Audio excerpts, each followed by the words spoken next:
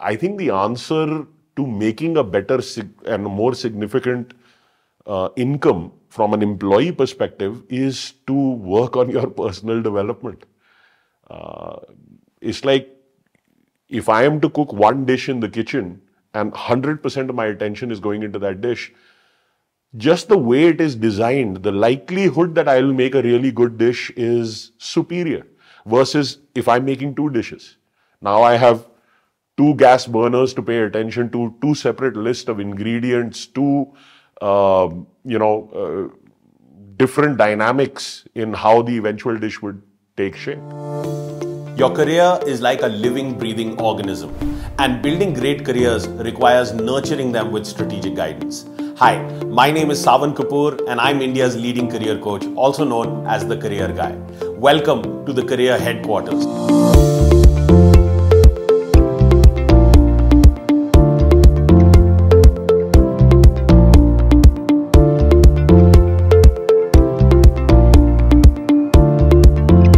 Most comprehensive career podcast on the internet, where I will bring you groundbreaking insights on everything career related.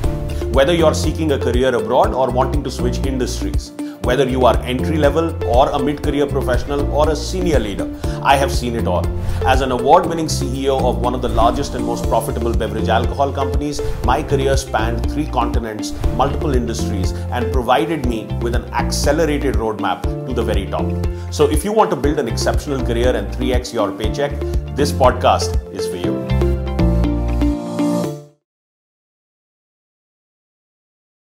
Welcome to today's episode of Career Headquarters, the most comprehensive career podcast. Hi Sawan, how are you? I'm very well. How are you? I'm good. I'm excited for today. Yes. What are we talking about? We have a very happening topic, and that's current trends in the job market and the future of work. Okay. And we're going to focus on what's happening in the post-pandemic era. Sure. Okay. So what are your thoughts on the future of work, especially in the post-pandemic era? And what trends do you see in the job market? Well, there's a lot going on. See, the pandemic really showed everyone how fragile, life can be. And, I guess, we all know somebody that we lost, in this very horrible 2 years that has gone by. And, this has awakened in general a deep sense of insecurity, which then kind of led to a search for greater meaning. And that greater meaning is what people were looking for in every aspect of their lives. So may it be one's health or fitness, may it be, relationships and family, may it be, your business or your career or your finances or your recreational time. It's brought about this much greater appreciation for living in the now. And, some of the trends that I'm seeing is naturally there's one that everybody is talking about, which is the hybrid work model. I personally feel, is the hybrid work model a good model or is it, not a good model? I think the jury is still out on that. But that's one that everybody is talking about.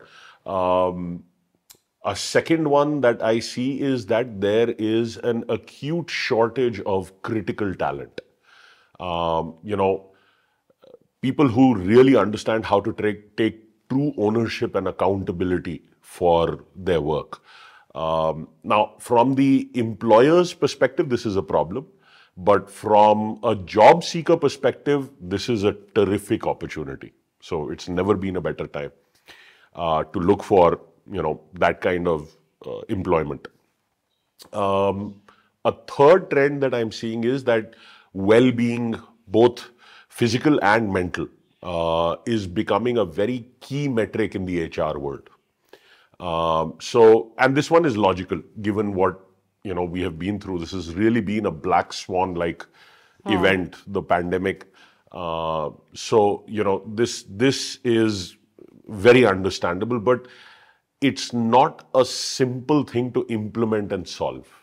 How to bring well-being into the workplace is not something that's easy to implement. It's a topic that requires a lot of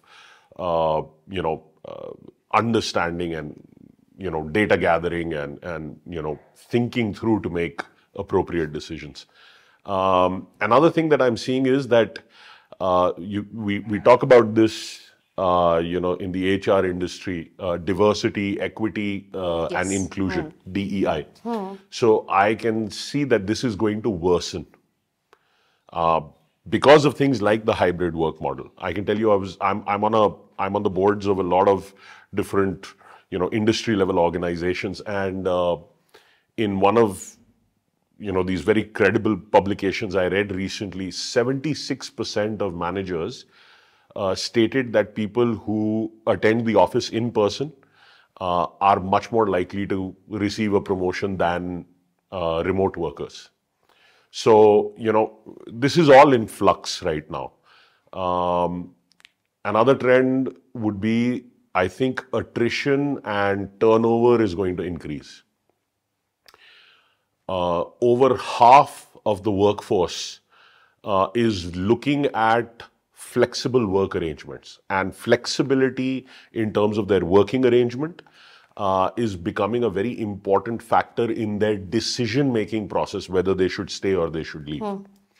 For example, working mothers realize that they have what it takes to get their job done and be available to the home in a superior manner than what the demand or the expectation was earlier. So all of this is coming about. I think people who manage others, managers, team leaders, their role is changing. And, they need to be much more intentional with, establishing and developing relationships with their teams and their team members. Because in a remote or a virtual environment, it is much more difficult to do, right? All of those opportunities to, have coffee with a colleague or, to have lunch with your team, they've become much less. So the role of the manager has to be much more intentional to provide that psychological safety.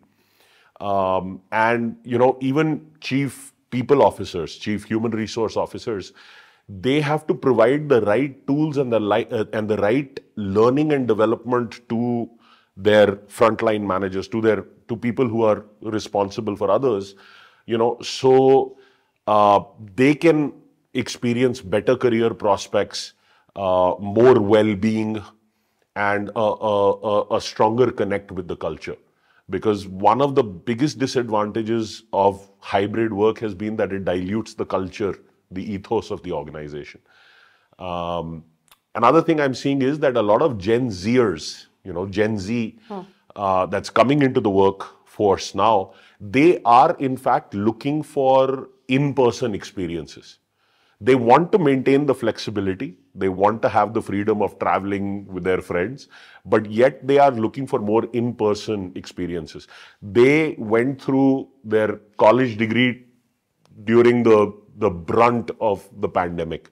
So social isolation, has impacted them, and they are looking for that connect with people. And as we're coming back out, I can see that, they're also from a life perspective at a stage where they are single, they don't have the family responsibility. So, it's good to see that, young people are looking for that environment where they can connect with their colleagues in person and be part of an office and a setup.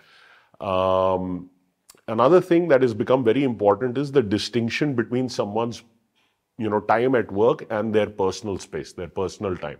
And I wholeheartedly agree with this one. I think this is something that needs to find more respect. There are countries that are passing legislation, Belgium and France, where, you don't have to check your email after work hours and things like that. Now, some businesses require positions that are going to not be able to follow this, right? But that expectation should be made clear upfront.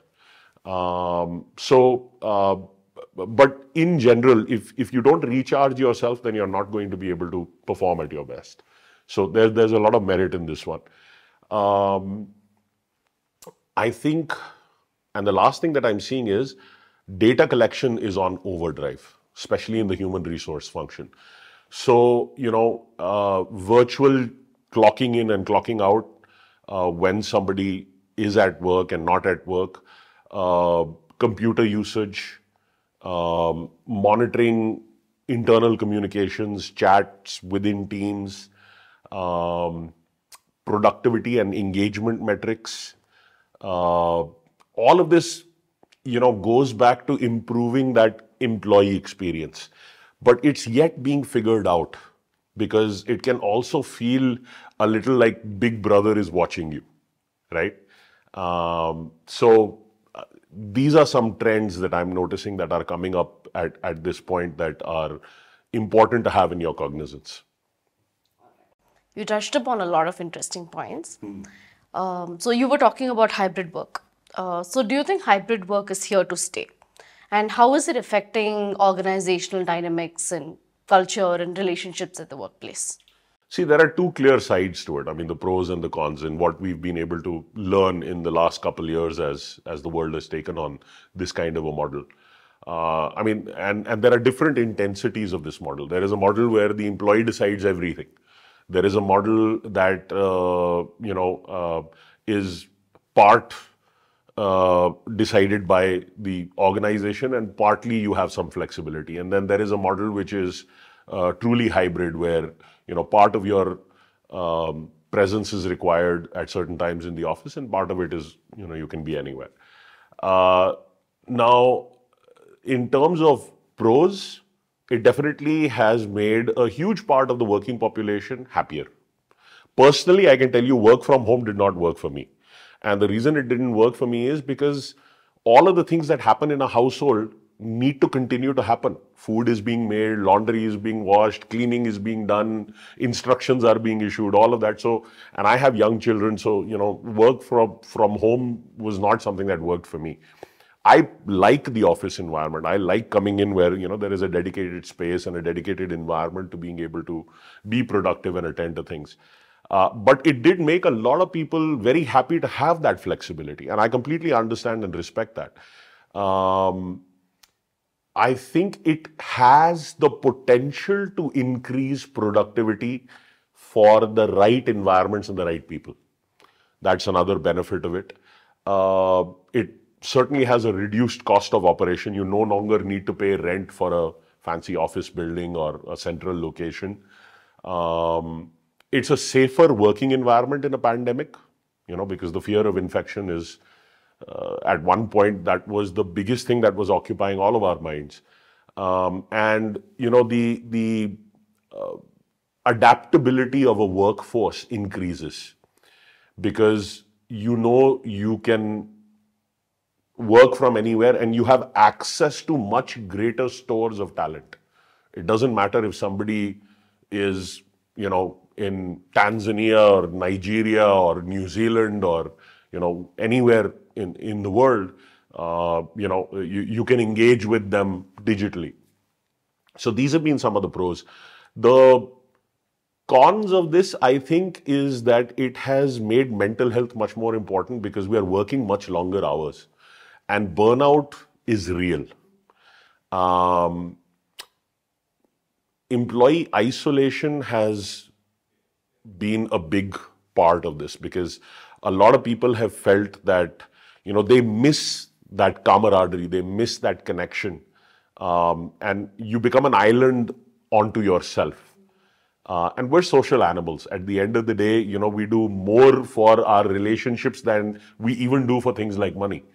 So, that isolating factor, that alienating factor that this brought about with the lockdowns and all of that, that has definitely been a con.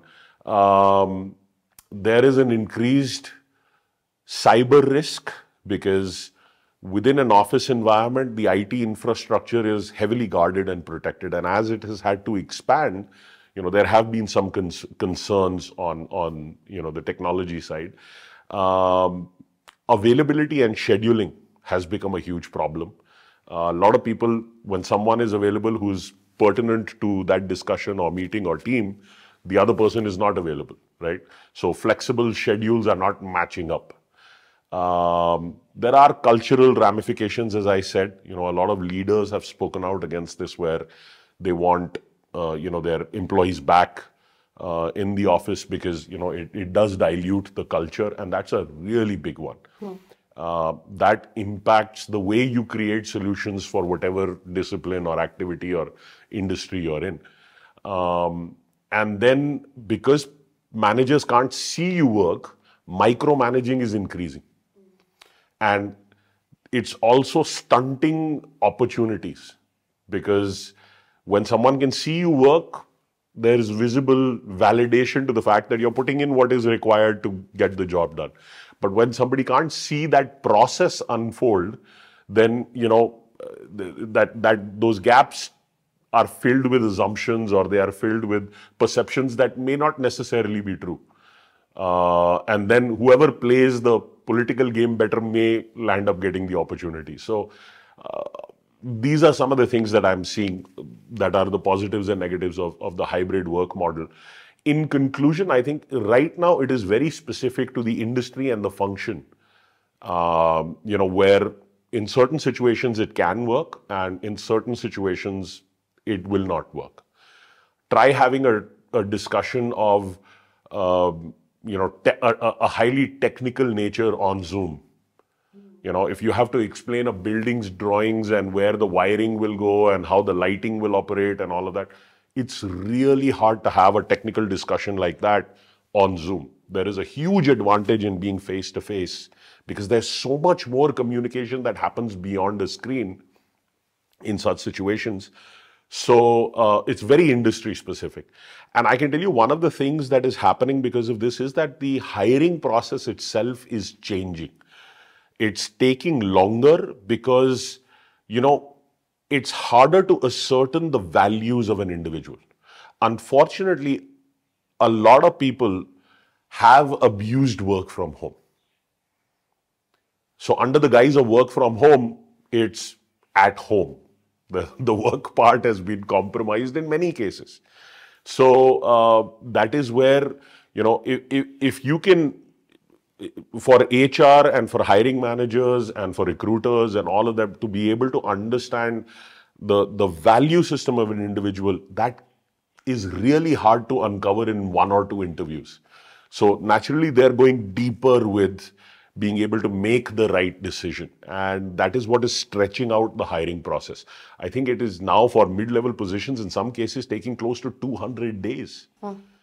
200 days, you're looking at, almost 6 months before you get a decision. And that's a really long time to be out of a job for someone.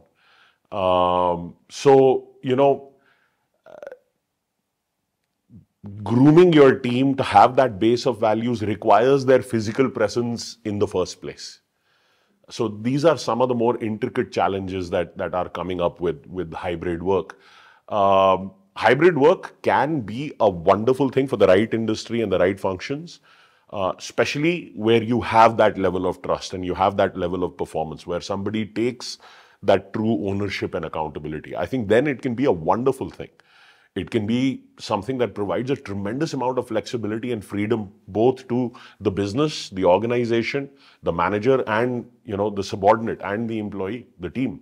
So in the right environment, it can be a powerful tool.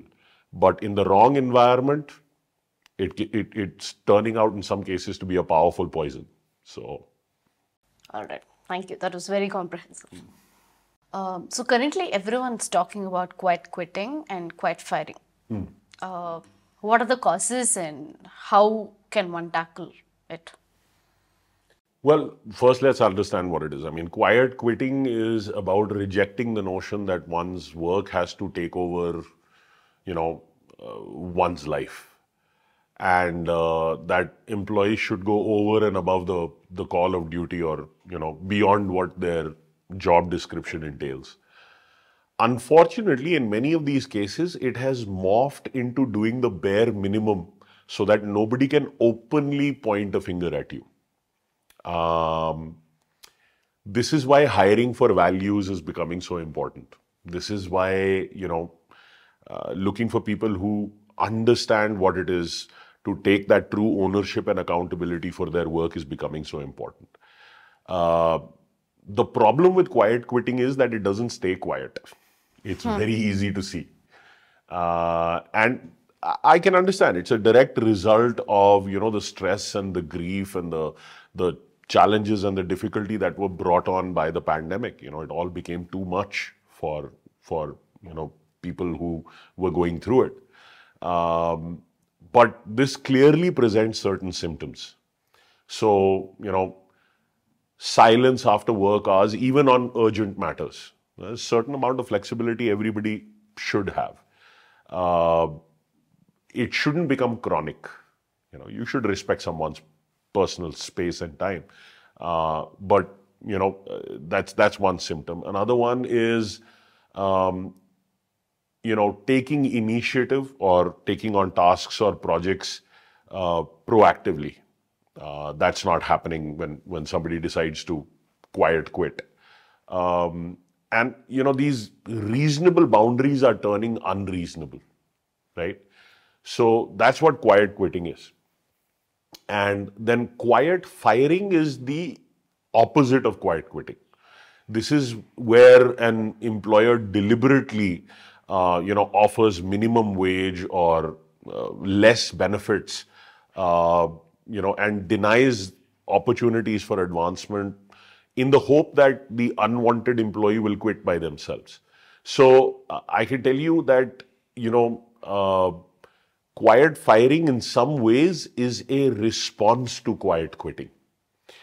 And both of these are just very unfortunate, unnecessary power games being played between employee and employer.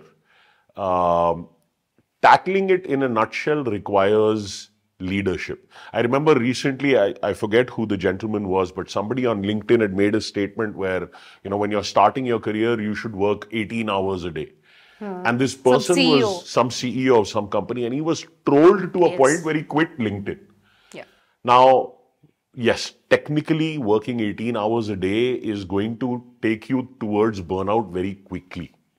But if you read the explanation that he had, understanding the spirit behind this was that you're at a stage of your life where you're being paid a salary to learn how to grow your capacity to solve ever complex problems. At the end of the day, the core benefit to you of putting in that effort and work, without giving it a number, 18 hours a day, 16 hours a day, 14 hours a day, or 12 hours a day, the number is not what was important in that conversation. The point was build yourself, right? Because the more you build yourself, the greater the scale at which you will engage with your life, right? And if you want to engage with life at a level of abundance in finances and career and designation and, relationships and network, then there is no substitute to hard work. That's the point that he was trying to make. And he was trolled really badly. So tackling it in a nutshell is going to require leadership and empathy and, to be able to see each other's perspective, to create a win-win, way forward. The baseline between employer and employee is being looked at and being kind of renegotiated. And for that to be holistic, where it can serve, purposes and the lives and the core disciplines for both, is going to require some very strong leadership, because a lot of this is in flux right now. We're still learning. It's an evolving situation. Inclusive cultures, people with a higher personal development, greater soft skills, they are much better suited to arrive at that win-win. Because they will have a more fair approach as they look at and consider, these topics which otherwise can seem that they are conflicting. So I think that is what it's going to require, and HR as a function has their work cut out for themselves. It's not a simple matter that can be resolved overnight. It really requires some looking into. All right. So have some empathy for your HR people. Okay. What is the huge resignation? And we were talking about, we as in everyone was talking about great resignation earlier. How are these two different? Essentially, they are the same. I mean, the Great Resignation was a term that came from, the U.S. workforce, and this was a trend that started primarily in the Western world. The huge resignation is the Indian equivalent. In fact, I saw, I think it was on Visual Capitalist or one of these graphing sites where I saw, countries where the workforce is planning to quit. And India was the highest on that. 66% was some of the projections that I saw. But I also feel that, in a country like India, this is being driven by a false sense of reality. A lot of people want to go into entrepreneurship. They want to go to small business. They want to have a little company that they can run from, either the beaches of Goa or the mountains in Himachal. And it's a very utopian state of mind that is easy to be seduced by. But I think, that sense of realism is missing. Because entrepreneurship, let me be clear, I mean, entrepreneurship is fantastic and we have a great startup ecosystem. Great from the perspective that, it is enabling people to bring their ideas to life. I think some corrections are needed in the startup ecosystem. I think it needs to be a little more about profitability and a little less about evaluation. That's a little bit of a circus going on. But apart from that, doing business and starting a new business is becoming much simpler and much easier. So entrepreneurship is wonderful, but not everyone is going to become a successful entrepreneur. That said, a great entrepreneur can come from anywhere, right? So it is the hope of the concept that a lot of people make that jump with. But they fail to recognize that this is aspirational, and the reality is that a lot of people will not put in the work to become a successful entrepreneur. They are running away from one situation, hoping to make it in a different situation that is an even bigger and more complicated problem. Because, entrepreneurship is going to be the hardest thing that you have ever done. No life, no balance, mental stress, overworked, dealing with difficult market dynamics, threats and opportunities, and that have come up that may be a very short window for you to be able to attempt. Now you take a concept like quiet quitting and add it to this scenario, where somebody wants to become an entrepreneur, but they have already quiet quit. I'm telling you, if you're quiet quitting or you're even thinking about entertaining that, entrepreneurship is not for you, right? So you couldn't resolve the smaller problem. You couldn't take on that smaller, load.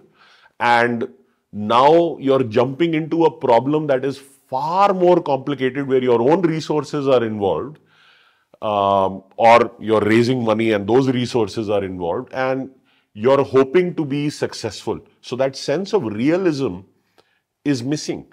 The understanding and the expectations are completely mismatched. And a lot of these people are not willing to pay the price for their success. I'll tell you one industry that typically represents a very low barrier of entry is the restaurant industry or the food industry. Everybody at some point in their life considers, I can have a little, food truck, or I can have a small little cafe or something like this.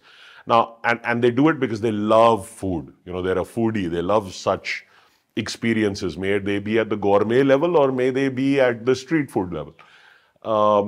But you don't start a restaurant business just because you love cooking.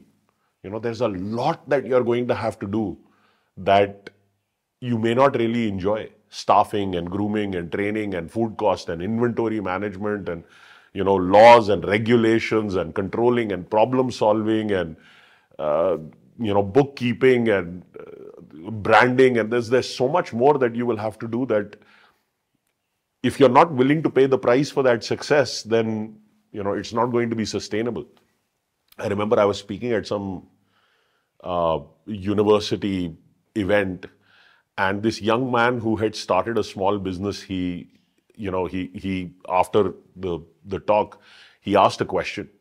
He says, I'm in the IT field and I've built this security software, and I help companies with this security software. It's in the fintech industry, and I've been able to build this into a 15 crore company. And I'm in college. And I said, wow, that's really amazing. And he said that, it takes everything I have. I have a full load of classes. I have, I get up really early in the morning and I attend to all of my customer queries. And then, after I come back from my classes, I do this. And then again, I have to do homework and I have to get my assignments done. And then again, I'm working till late at night. And I'm also engaged. And my fiance is upset with me full time because I'm not there for Diwali, I'm not there for any of the functions, I'm not there for New Year, I'm not there for, the Easter, I'm not there on Raksha Bandhan, this, that, everything. So, my family, and especially my fiance, is really upset with me. So how do I resolve this? And after he asked this question, it really put me on the spot, because everybody in the room, it was a small room, but everybody in the room was looking at me, hey, you're the big guy, why don't you give us the solution? And I said, see, what I'm going to tell you is not going to be popular. It's not going to be fun to consider, but it's very important. And at the risk of sounding really unpopular, I'm going to state this.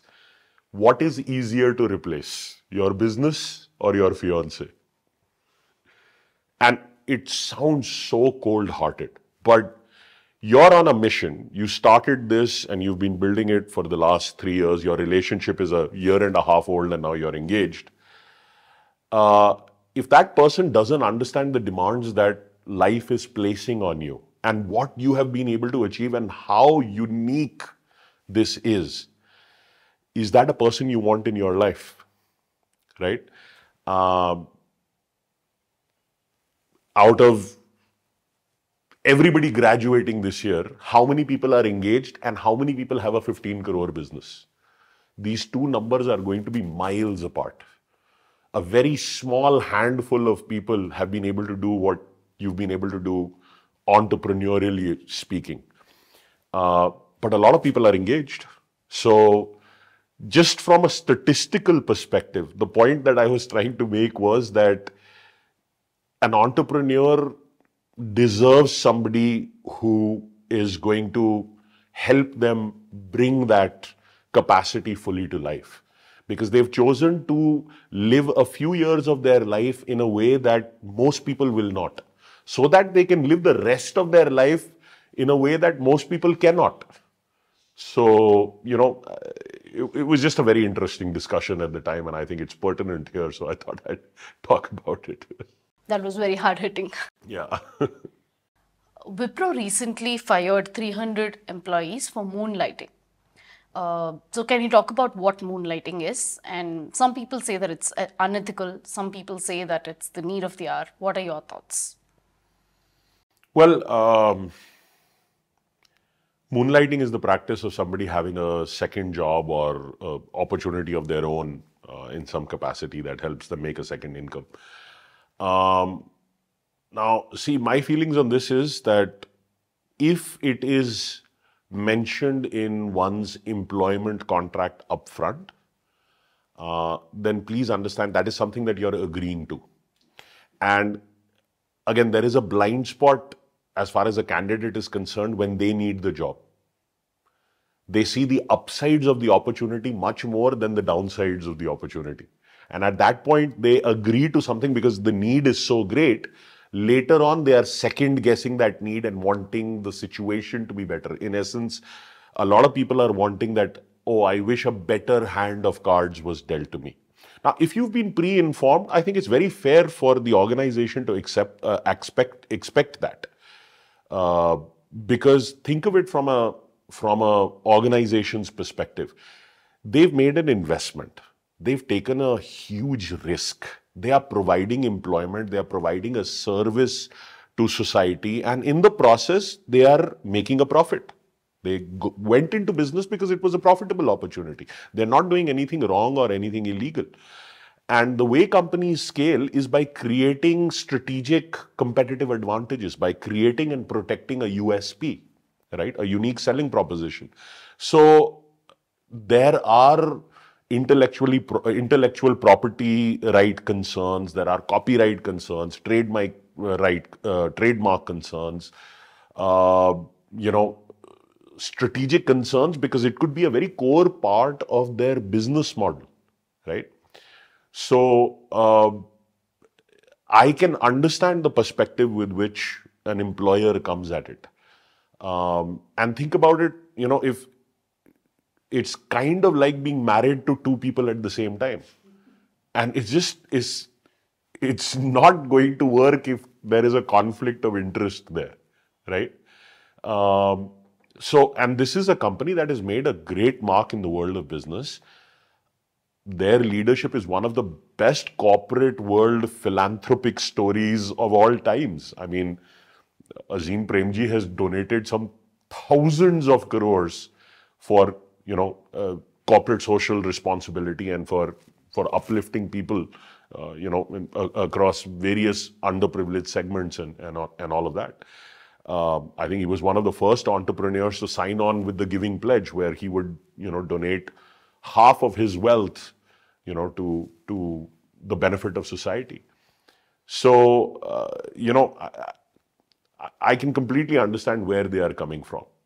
And they're working on big projects, world-class projects. You know, that same person, if they're also working for a competitor or they're using that knowledge in some other capacity, they don't even want to have that door open in any way, shape or form where it can be misused, right? Because all it'll take is one bad apple to spoil something that could be of tremendous significance. And for that, if they are letting you know that upfront, this is why, you know, looking for that right base of values becomes so important. Then don't join Wipro. Join some other company that permits it, where your value system and the company's value system matches, where maybe there isn't a non-compete clause, right?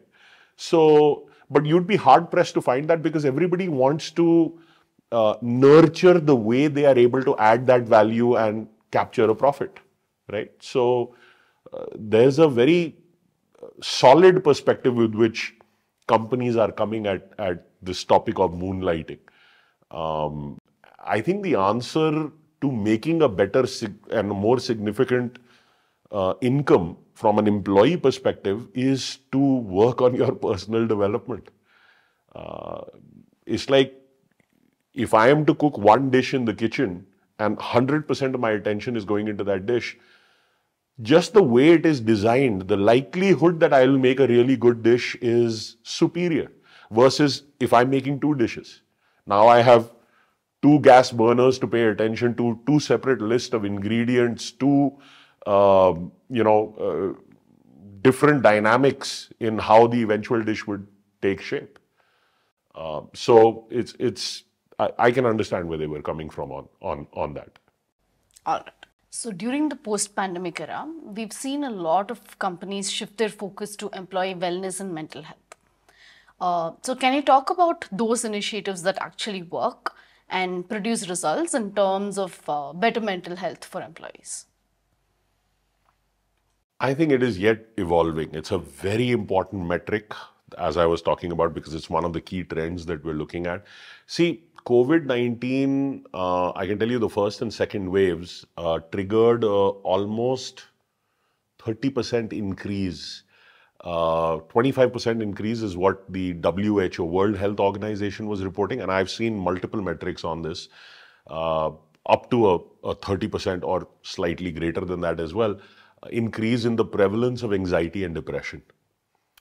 And it's kind of been like a huge wake-up call for, all of the countries to step up their mental health support and service efforts.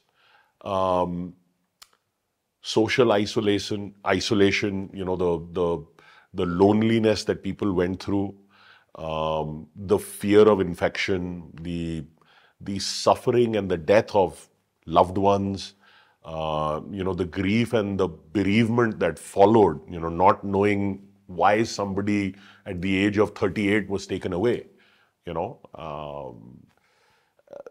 all of this, the financial worries that came along with it, all of this have been tremendous stressors, to upping that level of anxiety and depression that kind of took hold across, different countries and different populations going through the brunt, the thick of the pandemic. And it hit women and youngsters harder. That's what, as they studied these dynamics in greater depth, people with pre-existing health conditions were also comorbidities. They were also hit harder. They were also particularly more vulnerable. So if you had cancer or heart disease or, things like that, lifestyle-related ailments.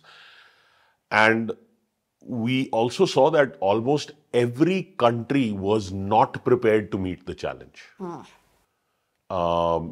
Gaps in their ability to provide care and the infrastructure of, their healthcare systems, that was evidence to the fact that nobody could have, they weren't prepared for handling an emergency at this scale.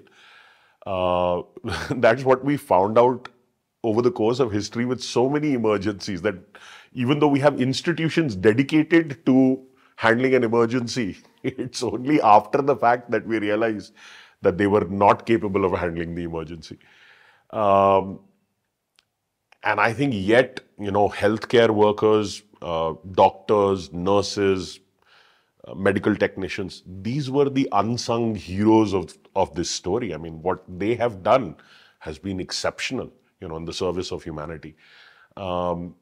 See, any area of your life that you don't empower, that area will overpower you.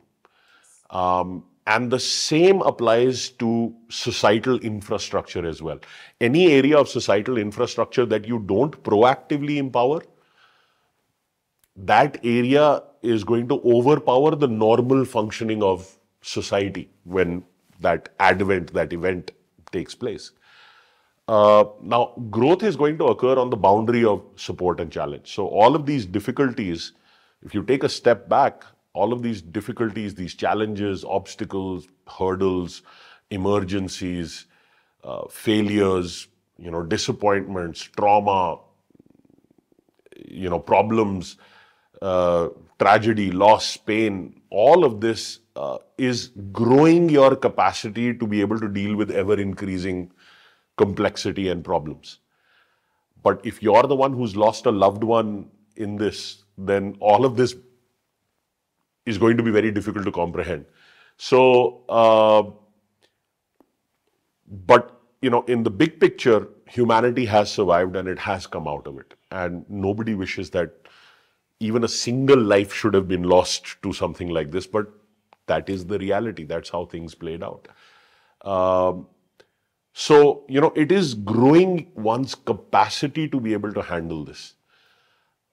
If a camel is capable of lifting 500 kilograms, right? And you put 550 kilograms on the camel's back, that's going to make that camel stretch. It'll be hard, but the camel will be able to pull off that 10% extra weight. But if you suddenly put 5,000 kilograms on the camel's back, there is no way it can stretch. It has to gradually increase its capacity to whatever it can. So in this case, what happened was these emergency systems were, capable of maybe taking on an extra 10, 20, maybe even 30%. But they got crushed with the onslaught of 5,000% or maybe even greater in what they had to handle. So the fundamental nature of how companies need to equip themselves to be able to tackle, mental health, all of that is yet in play. It's yet being understood fully. It's a complicated subject. It's not something that is going to solve itself overnight. How to truly bring wellness in the workplace is going to require some very deep thought. And I can tell you, redesigning workspaces, thinking through, how to emphasize productivity and not hours. These are some thoughts that are, and these are some trends that are emerging on this front. But there is a little bit of a way to go. So that's my thinking and thoughts on this so far. That it is a key metric is very clearly established. People only when they are healthy, which is not just the absence of disease, it's happiness in their mindset. It's people like that will play at their A game, that will be able to play at their productive best. So, and that's what I think that's the common goal both employees and employers are chasing. So I'm hoping for some very deep solutions to come about on this front. All right. This has been a very hard-hitting and valuable session. Thank you so much. Thank you. See you in the next episode. Looking forward. Thank you for listening to this episode of the Career Headquarters, the most comprehensive career podcast dedicated to building exceptional careers. If you enjoyed this conversation, please share this with someone you think would benefit from the ideas and the insights shared on this episode. Don't forget to subscribe to the show on Spotify, Apple, Google, Overcast, Castro, or Breaker. If you want to learn more about building an extraordinary career for yourself, I invite you to come attend my free Power Up Your Career live workshop. In this workshop, I will teach you the step-by-step process of landing your dream job in less than 90 days. The link to register is in the description below, and I will see you live at the workshop.